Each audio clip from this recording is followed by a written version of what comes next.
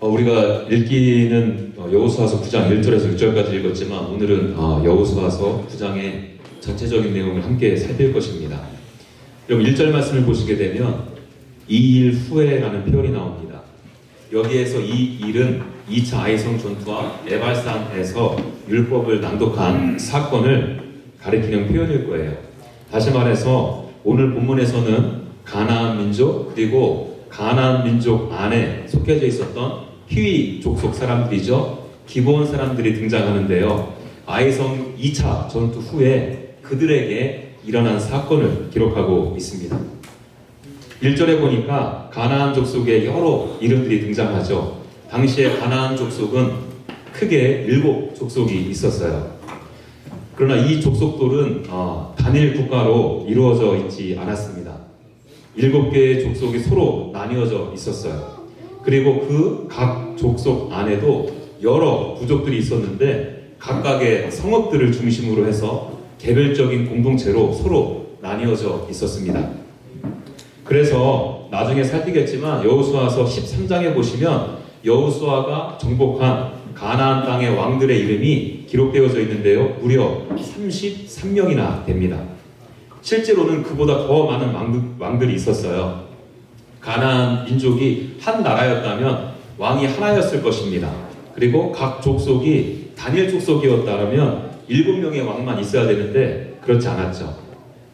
그러나 말씀드린 것처럼 7족속 안에 있는 여러 족속들이 개별적인 공동체로 있었기 때문에 이렇게 많은 왕들이 존재하게 된 것입니다. 그래서 그들은 가나안 민족이라 불리지만 그들의 관계는 기본적으로 경쟁적 관계에 놓여져 있었어요. 서로 견제도 하고요. 전쟁을 할 때도 많았죠. 또 그들의 필요에 따라서는 연합할 때도 있었고요. 결국 자국 실리 우선주의에 기반해서 전쟁도 하고 연합도 하고 그랬던 것입니다. 오늘 본문에서는 이런 특성을 가지고 있는 가나안 민족들 중에서 히위 족속에 속한 기브온 사람들이 등장합니다. 성경은 기브온 사람들의 독특한 행동에 주목하게 되는데요. 4절을 보면 꾀를 내었다 하죠.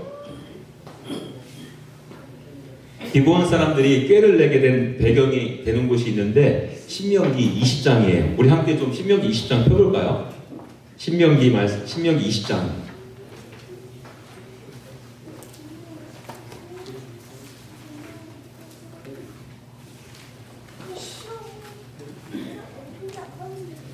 신명기 20장을 보시게 되면 1절 위에 제목이 붙여져 있습니다. 적군과 싸우려 할 때에. 찾으셨나요? 보여요? 제목이? 이 말씀은 하나님께서 미리 이스라엘 백성들에게 가나안 전쟁의 지침을 가르쳐 주신 내용이거든요. 적군과 싸울 때에 기준점이 있어요. 그 기준이 있는데 15절입니다. 여러분들은 눈으로 읽으세요. 제가 읽어드릴게요. 내가 내게서 멀리 떠난 성읍들 곧 이 민족들에게 속하지 아니한 성읍들에게는 이같이 행하려니와. 이 말씀을 보시면 내게서 멀리 떠난 성읍들이라는 표현이 나오죠. 하나님께서는 이스라엘과 멀리 떨어져 있는 성읍들의 하나에서 먼저 화평을 선언하라 하셨습니다. 그리고 10절에 나와 있죠. 그래서 만약 그 성읍이 이 화친에 응하면 조공을 바치게 하였고 섬기게 하였습니다. 그러나 반대로 화평하기를 거부한다면 진멸하라고 말씀하셨죠. 여러분 이것이 이스라엘과 멀리 떨어져 있었던 성읍들에 대한 전쟁 지침이었어요. 반면에 가까이에 있는 적, 즉 다시 말해서 가나안의 7족속은 어떻게 하라고 합니까? 16절에 이 민족들의 성읍에서는 호흡 있는 자를 하나도 살리지 말지. 여러분 제가 여기서 아주 간단한 질문 하나 드리죠. 신명기 말씀에 의하면 이스라엘 백성들은 히위 족속의 기본 사람들에게 화평을 청해야 할까요? 아니면 진멸해야 할까요? 네, 맞아요. 기브온은 이스라엘과 가까이에 있는 성읍이었죠. 따라서 진멸해야 하는 대상이었습니다. 여러분 이러한 이유로 기브온 사람들이 꾀를 낸 거예요. 어떤 분들은 기브온 사람들이 신명기 20장의 내용을 미리 알아서 꾀를 내었다 하는 분들도 있는데요. 저는 솔직히 잘 모르겠어요. 아니면 이게 그리고 그 당시에 통하던 전쟁 상식이었는지 그것도 잘 모르겠어요. 여하튼 여기서 중요한 것은요, 기브온 사람들은 이스라엘과 아주 멀리 있는 족속처럼 위장하였다는 거죠. 꾀를 낸 것입니다. 그것도 아주 철저하게 준비했어요. 그 내용이 4절과 5절, 14절과 15절에 기록되어져 있는데 제가 그 중에서 14절과 15절을 세 번역으로 읽어드릴게요. 우리가 가져온 이 땅을 보십시오. 이 땅이 아니라 이 빵. 우리가 이리로 오려고 길을 떠나던 날 집에서 이 빵을 쌀 때만 하더라도 이 빵은 따뜻하였습니다. 그러나 보십시오. 지금은 말랐고 곰팡이가 났습니다. 우리가 포도주를 담은 이 가죽 부대도 본래는 새 것이었습니다. 그런데 보십시오. 낡아서 찢어졌습니다. 우리의 옷과 신도 먼 길을 오는 동안 이렇게 낡아서 헤어졌습니다. 이렇게 말하죠. 우리는 너희와 아주 멀리 거주하는 사람들이니까 화친을 맺자 이렇게 한 거예요. 여호수아가 이 말을 들었죠. 그리고 그들의 형색을 가만히 보아하니까 정말 그럴듯한 것이었어요. 그래서 화친을 맺습니다. 여러분, 성경에서는 여호수아의 이 행동을 좋게 보고 있느냐? 그렇지는 않아요. 14절 후반절을 보시면요, 여호수아가 어떻게 할지를 여호와께 묻지를 않았다 해서 성경은 여호수아의 잘못과 실수를 지적하고 있습니다. 자, 여러분, 기브온은 속였고 여호수아는 속는 실수와 잘못을 저질렀습니다. 여러분, 이렇게 맺어진 상호 평화 조약은 깨져야죠? 여러분, 일반적으로 생각했을 때 깨져야 되는 것이 당연하잖아요. 이스라엘이 기브온 족속을 전멸해야 합니다. 그러나 저와 여러분들의 예상을 뒤엎는 놀라운 결과가 일어나죠. 오늘 본문 말씀을 보시면 상호 평화 이 조약이 법적으로 체결이 됩니다. 20절 말씀을 좀 같이 읽어볼까요? 20절 말씀 시작. 우리가 그들에게 맹세한 맹약으로 말미암아 네. 네. 그들을 살리리라. 여러분, 그날에 여호수아가 그들을 여호와께서 택하신 곳에서 회중을 위하며 여호와의 제단을 위하여 나무를 패며 물을 빚는 자들로 삼았더니 오늘까지 이르니라 라는 말씀이잖아요. 여러분, 여기 보시면 여호와의 제단을 위하여 나무를 패고 물을 빚는 사람들로 삼았다 이렇게 말합니다. 또 23절도 눈으로 보시겠습니까? 하나님의 집을 위하여 나무를 패며 물을 빚는 자가 되리라 이렇게 말하고 있어요. 여호와의 제단을 위하여 하나님의 집을 위하여 이러한 표현들이 지금 반복되고 있다는 거죠. 당시에 이스라엘은 가나안에 들어간 지 얼마 안 되었죠. 그래서 아직 성전이 세워지기 전이었습니다.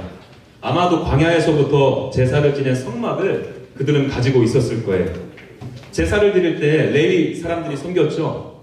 기브온 사람들이 레위 사람들이 섬겼던 일들 중에서 포드렛 일을 맡게 된 것입니다. 왜요? 상호 평화 조약이 체결되어서 그들의 종이 되었기 때문이죠. 여러분, 제가 이렇게 간략하게 오늘 본문의 내용을 소개해 드렸어요. 우리는 이 내용을 어떻게 해석하고 받아야 할까요? 기브온 사람들을 보면서 이것 봐라, 믿지 않는 자들은 거짓말을 밥 먹듯이 한다. 믿는 자들은 그렇기 때문에 정직해야 된다. 그렇지 않으면 평생 남의 종살이를 하는 비참한 인생에서 벗어날 수 없다. 이렇게 받아야 할까요? 또 여호수아를 보면서 리더는 절대로 실수와 잘못된 판단을 해서는 안 된다. 겉모습에 속으면 안 된다. 그러기 위해서 우리는 기도를 게을리하면 안 된다. 라고 받아야 할까요?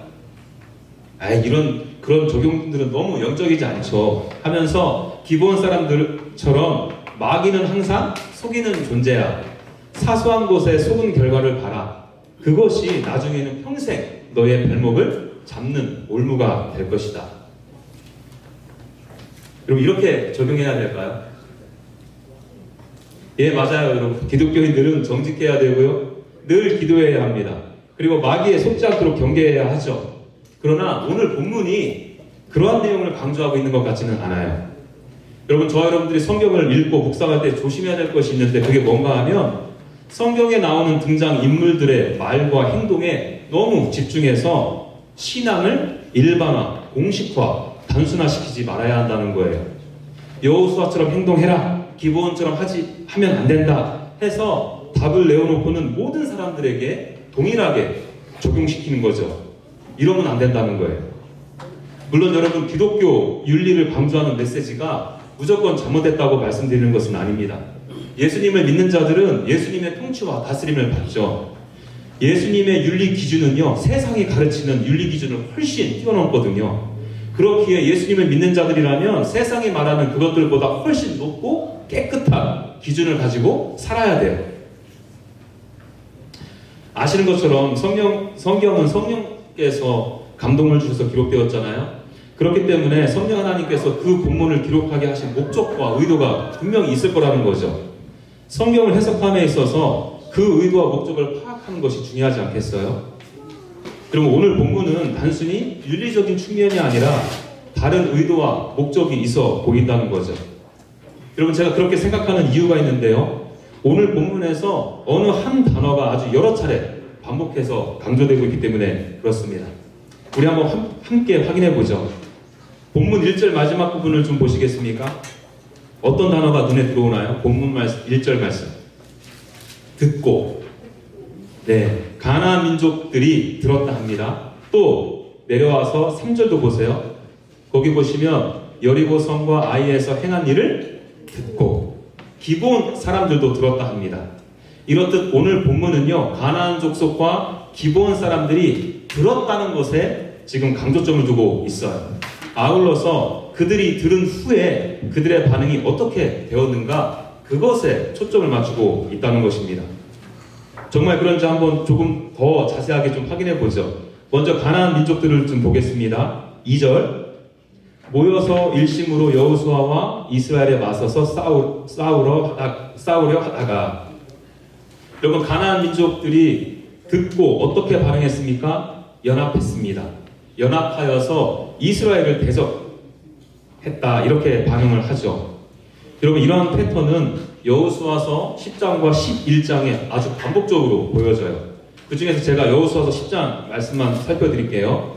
10장 1절 보시면요, 또 기브온 주민이 이스라엘과 화친하여 그 중에 있다 함을 예루살렘 아도니 세덱이 어떻게 해요? 들었다 하죠. 여러분, 그렇다면 가나안 민족이 들은 것이 무슨 내용이겠어요? 예, 여리고성과 아이성에서 있었던 일일 거예요. 그 전투들 가운데 하나님께서 행하신 일을 들은 것입니다. 여리고성을 무너뜨린 일, 라합 가족이 구원받은 사건, 하나님께서 이스라엘과 함께 하심으로 아이성을 전멸한 사건을 들은 거죠. 한마디로 요약하면요, 하나님의 어떠하심에 대한 소문을 들은 거예요. 가나안 민족들은 홍해바다 사건을 소문으로 들었을 때는 아주 멀리서 들려오는 소문인지라 별로 대수롭게 생각하지 않을 수 있죠. 그러나 요단강 사건, 여리고 전투, 아이성 전투는 자신들 바로 코앞에서 일어난 일이에요. 하나님의 어떠하심이 분명히 드러났잖아요. 그럼에도 그들은 그 소식을 듣고 어떻게 했다고요? 하나님을 대적했다는 거예요. 자, 이번에는 기브온 사람들을 좀 볼까요? 좀 전에 제가 3절을 소개하면서 기브온 사람들이 들었다, 이걸 확인해 드렸어요. 사실 이 들었다라는 표현은 3절에서만 드러나지 않습니다. 9절 볼까요? 당신이 하나님의 이름으로 말미암아 먼 곳에서 왔다 하죠. 그러면서 하는 말이, 우리가 하나님의 소문, 애굽에서 행하신 모든 일을 어떻게 해요? 들었다. 또 바로 밑으로 내려와서요, 10절도 보세요. 하나님께서 요단강 동편에서 행하신 모든 일들을 들었다. 또 24절, 여호와께서 그의 종 모세에게 명령하사 이 땅을 다 당신들에 주고 이 땅의 모든 주민을 당신들 앞에서 멸하라 하신 것이 우리에게 뭐라고요? 분명히 들렸다.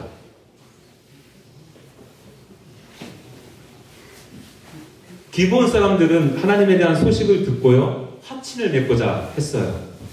사실 여러분, 기브온 사람들이 원래 약하고 힘이 없어서 그런 게 아니에요. 여호수아서 10장 2절에 의하면 기브온은 왕도와 같은 큰 성읍이다. 아이성보다 크고 그 사람들은 다 강하다.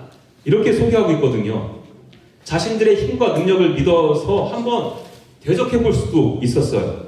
나름 꽤 강했기 때문에 그럼에도 불구하고 그들은 화친을 맺고자 하였다는 거예요.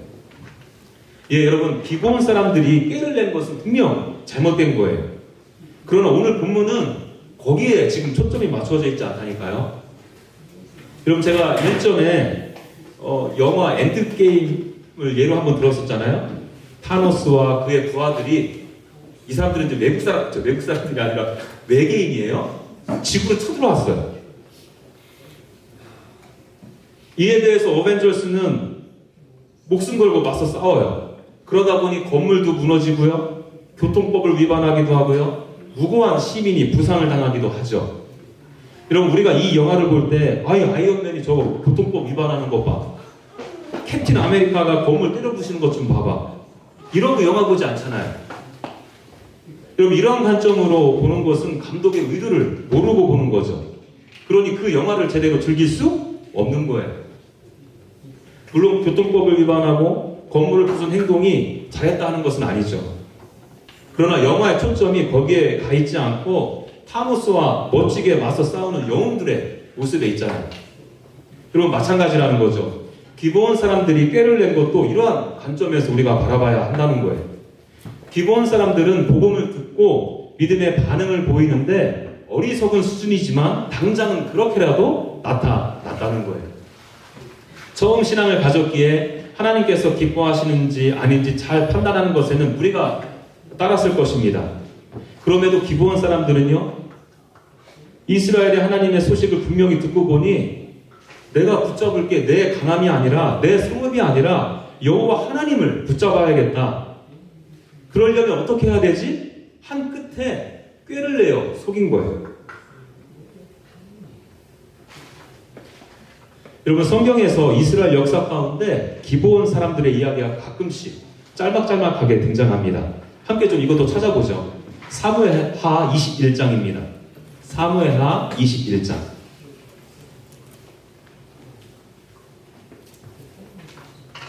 사무엘하 21장. 1절의 제목이 어떻게 되어 있습니까? 다윗이 기브온 사람의 말을 들어주다. 이렇게 되어 있어요. 제가 1절 말씀만 읽겠습니다. 다윗의 시대에 해를 거듭하여 3년 기근이 있으므로 다윗이 여호와 앞에 간구하매 여호와께서 이르시되 이는 사울과 피를 흘린 그의 집으로 말미암으니 그가 기브온 사람을 죽였음이니라 하시니라. 이게 무슨 말이냐면 여러분 여호수아와 기브온은 지금 조약을 맺었잖아요. 그래서 기브온 사람들과 함께 살아야 했어요. 죽이면 안 되었습니다. 그런데 이 사울 왕이 기브온 사람들 중에 얼마를 죽인 거예요. 그 결과 하나님께서 노하셔서 이스라엘 땅에 무려 3년 동안이나 기근을 들게 하셨다는 것입니다. 그래서 다윗은 사울 왕의 잘못을 다시 되돌렸다는 이야기예요. 또 느헤미야 3장으로 가보시겠어요? 느헤미야 3장. 느헤미야 3장이 기록된 시점은 사무엘보다 한참 시간이 후죠. 거기도 보면 1절의 제목을 보시면요. 예루살렘 성벽 중수라 되어 있습니다. 바벨론 포로에서 돌아온 이스라엘 백성은 예루살렘 성벽을 재건하게 되었죠. 그 중에서 7절을 보시겠습니까? 그 다음은 기브온 사람 물야다와 메로노 사람 야돈이 강 서쪽 총독의 관할에 속한 기브온 사람들 및 미스바 사람들과 더불어 중수하였고, 예, 기브온 사람들도 지금 성벽을 재건할 때 기꺼이 그 일에 동참했다는 거예요. 그리고 여러분 느헤미야 7장 25절을 보시게 되면요, 기브온 사람이 95명이요라고 해서 포로에서 돌아온 사람들의 명단에 당당히 들어가 있습니다. 여러분도 아실 거예요. 포로로 잡혀갔던 사람들은 주로 귀족하고 상위 측에 속해 있었던 사람들이었거든요. 거기에 지금 누가 속해 있다고요? 기브온 사람들이요. 여러분 성경은요, 기브온 사람들을 마귀의 상징으로 그리고 있지 않아요.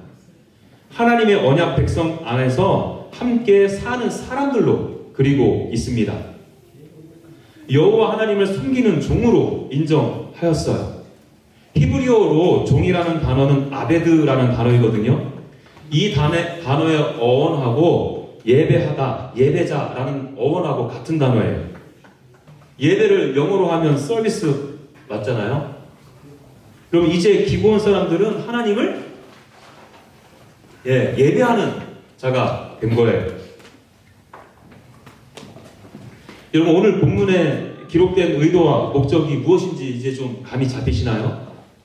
여러분, 오늘 본문에서는요, 하나님의 소식이 들려지고 이 소식을 들은 기브온의 믿음을 통해서 하나님께서 구원하는 그 역사를 지금 보여주고 있다는 거예요.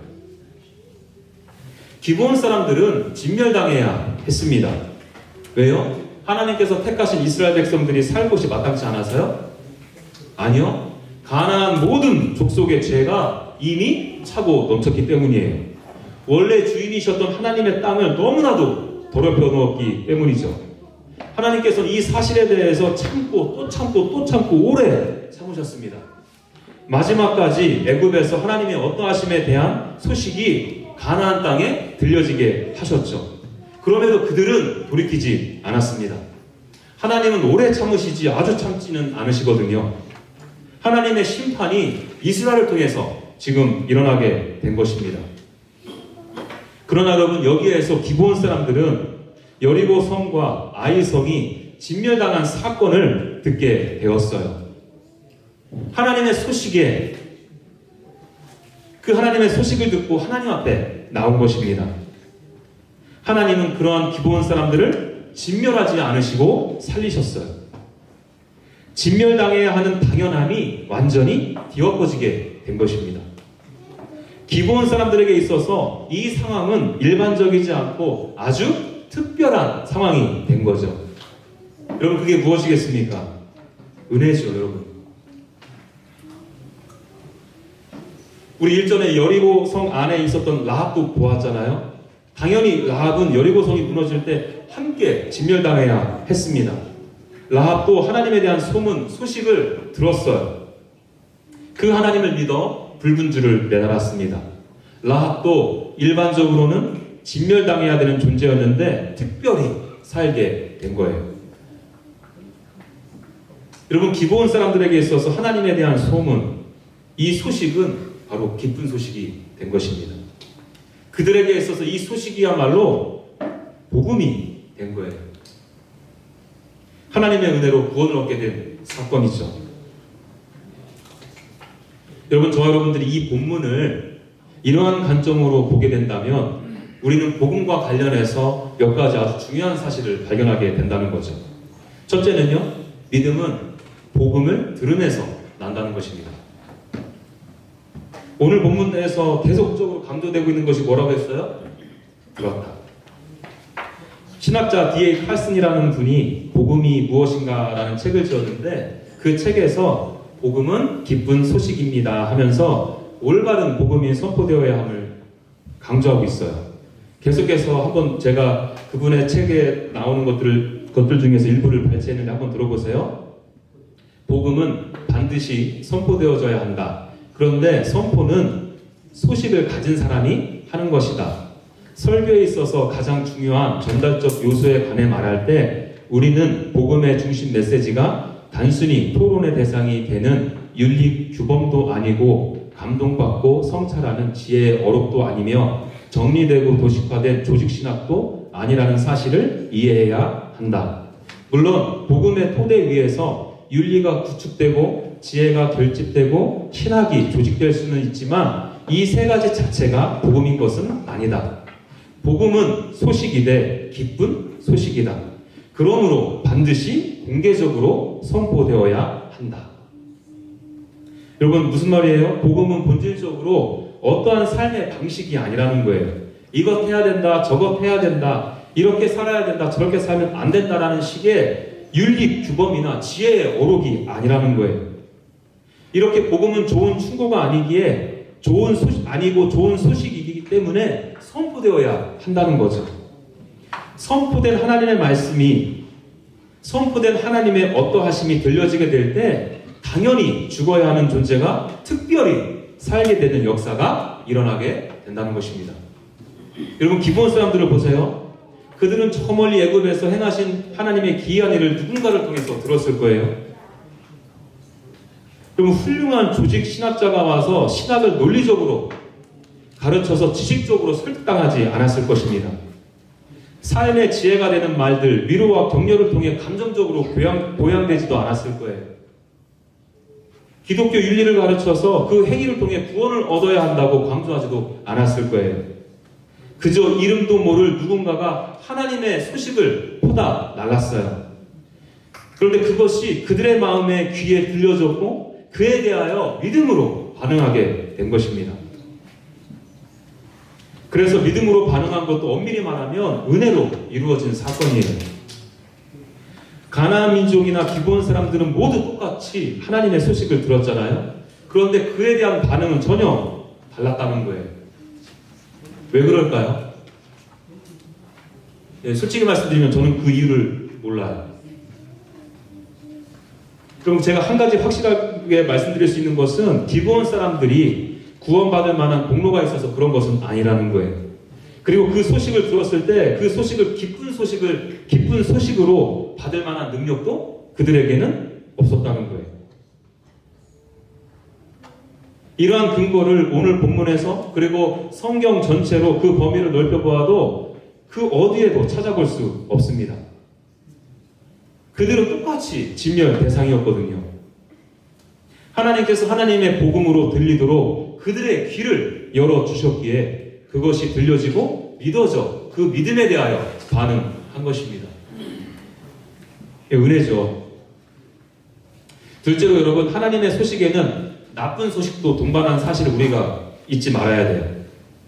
하나님의 소식은 기쁜 소식이잖아요. 좋은 소식이에요. 그래서 복음이라 합니다. 그러나 이 좋은 소식이 들려지기 전에 먼저 나쁜 소식이 들려진다는 사실이에요. 여러분, 내게 기쁜 소식이라는 것은 내가 지금 안 기쁘고 안 좋은 상황 가운데 놓여져 있다는 것을 전제하는 것 아니겠습니까? 내가 다이어트 해야 한다는 것은 내가 살이 찐 나쁜 상태, 건강하지 못한 현실을 받아들였기에 그럼 다이어트 해야지 하고 결단하고 그렇게 하는 것 아니겠어요? 그리고 기브온 사람들도 보세요. 24절에 보시면 자신들을 포함한 가나안 모든 주민이 망할 것이다. 이 소식을 분명히 들었다고 하잖아요. 심판에 놓여질 수밖에 없는 존재임을 듣게 된 거예요. 여러분, 이 소식을 기브온 사람들이 처음에 듣게 되었을 때 기뻤을까요? 이 소식이 과연 기브온 사람들을 즐겁게, 희망차게, 기분 좋게 만들 수 있었겠냐고요? 아니죠. 불쾌하죠. 내가 심판받을 존재라는 이 진실 앞에 섰을 때 누가 과연 기뻐할 수 있겠어요? 그래서 여러분, 오늘날에도 어떤 교회 보면 하나님의 심판, 거룩, 공의 이런 주제들은 잘 안 다루지 않아요. 교회의 비즈니스상 여러분 굳이 다룰 필요 없죠. 여러분, 고객들의 귀에 듣기에 좋은 립 서비스를 제공해야 손님들이 많이 찾아올 것 아니겠습니까? 아니요, 여러분. 기쁜 소식은 나쁜 소식이 전제되지 않고서는 기쁜 소식이 될 수 없어요. 우리 시편 2편을 보면요, 저 한번 펴보셔도 좋을 것 같아요. 시편 2편. 시간 관계상 제가 짤막짤막하게 소개해드리긴 하는데 나중에 집에 가셔서 꼭 개인적으로 묵상해 보시면 좋겠어요. 시편 2편에 보면 1절에서 2절 제가 읽어드릴게요. 어찌하여 이방 나라들이 분노하며 민족들이 헛된 일을 꾸미는가? 세상의 군왕들이 나서며 관원들이 서로 꾀하여 여호와와 그의 기름 부으심 받은 자를 대적하며. 오늘 본문의 가나안 민족들의 모습과 너무나도 유사하지 않습니까? 왕들이라고 다 있는데 서로 꾀하여 하나님을 대적했다고 합니다. 이런 거 보면 여호수아 시대나 시편 기자가 시편을 기록할 당시만 그런 것 같지는 않아요. 예수님께서 이 땅 가운데 오셨을 때에도 빌라도와 헤롯, 이스라엘과 로마가 서로 합세해서 예수님을 십자가에 못 박거든요. 여러분, 이것은 죄 지은 인간에게 보여진 아주 보편적이고 일반적인 특징인 거라는 거죠. 여러분, 이런 자들이 어떠한 상태에 놓여져 있다고 시편은 말합니까? 4절을 보시면 하나님으로부터 비웃음을 당한다. 5절에서는 그때의 분을 바라신다. 진노하신다 하시죠.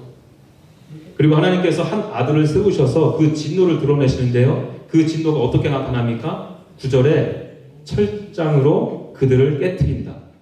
질그릇같이 부순다. 이렇게 말하고 있어요. 여러분 시편 2편의 기자도 당시에 사람들이 지금 나쁜 상태에 놓여져 있음을 지금 고발하고 있잖아요. 그리고 여러분 12절을 보세요. 그러면서 하는 말이 그의 아들에게 입맞추라. 하나님께서 기름 부으고 하나님께서 너는 내 아들이라 하는 그의 아들과 합형하라는 것입니다. 하나님께 나오라는 거예요. 여러분 시편 2편뿐만이 아니라 대부분의 말씀 안에 복음이 선포되어질 때는 이렇게 나쁜 소식과 기쁜 소식이 함께 어우러져서 선포되고 있다는 거예요.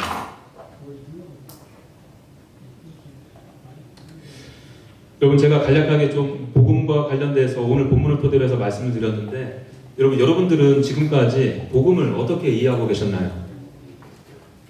복음은 좋은 소식입니다. 좋은 충고가 아니에요.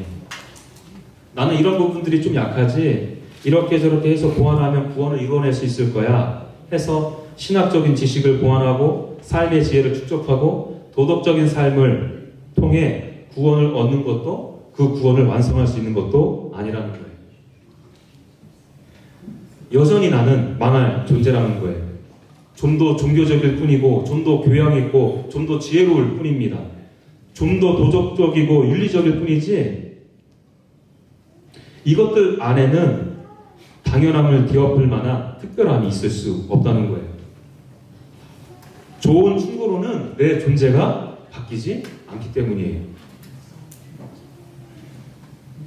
여러분 저와 여러분들이 이 당연함에서 특별함으로 넘어가기 위해서는 하나님의 은혜로 하나님의 소식이 들려져야 할 것입니다. 하나님의 은혜로 이 복된 소식이 믿어져야 할 거예요. 다른 말로 표현해볼까요?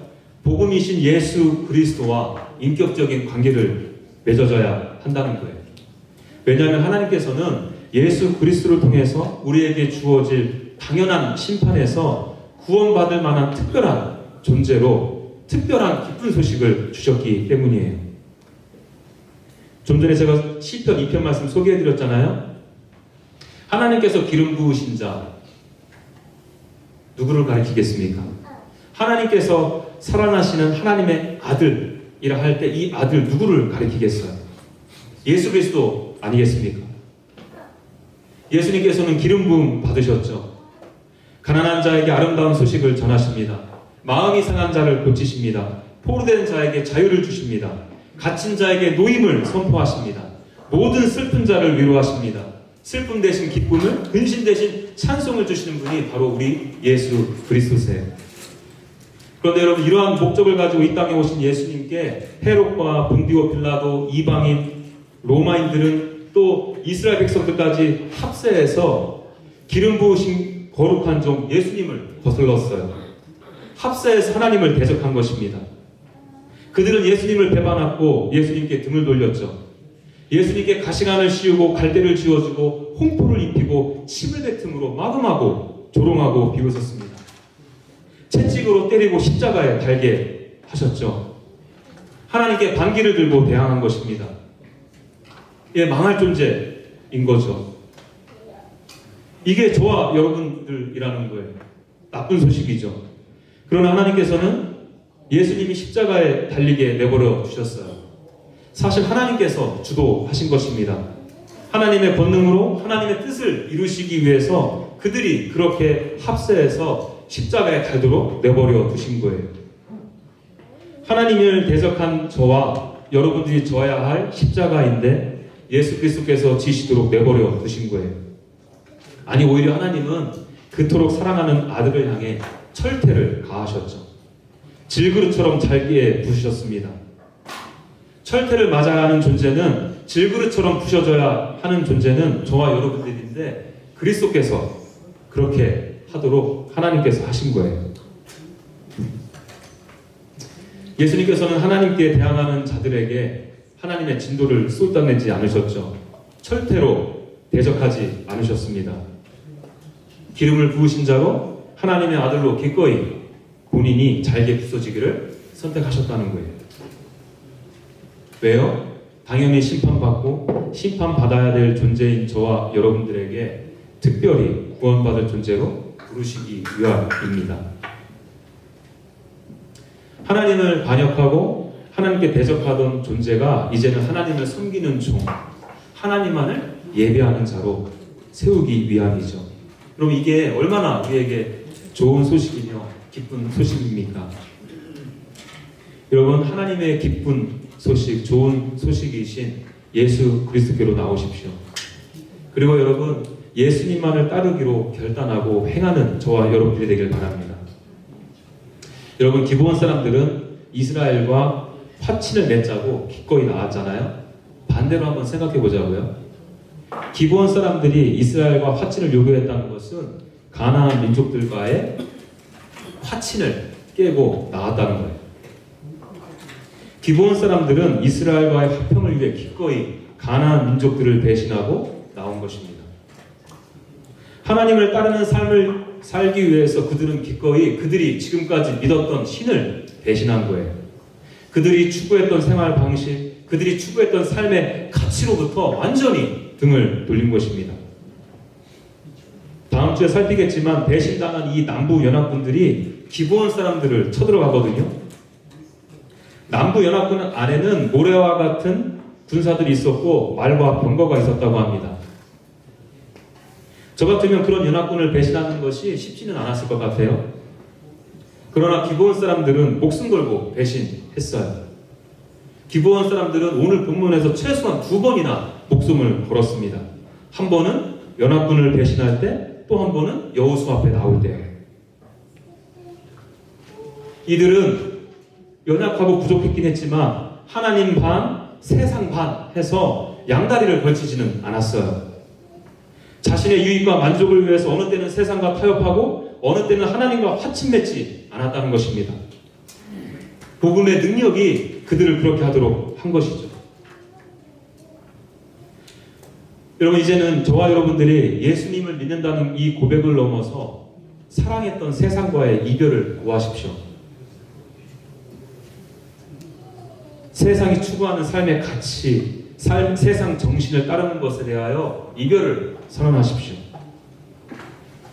당연한 심판의 자리에서 특별한 구원의 자리로 옮겨주신 하나님만을 사랑하고 하나님만을 섬기고 예배하고 그분만을 따르는 삶을 살기를 간절히 소망합니다.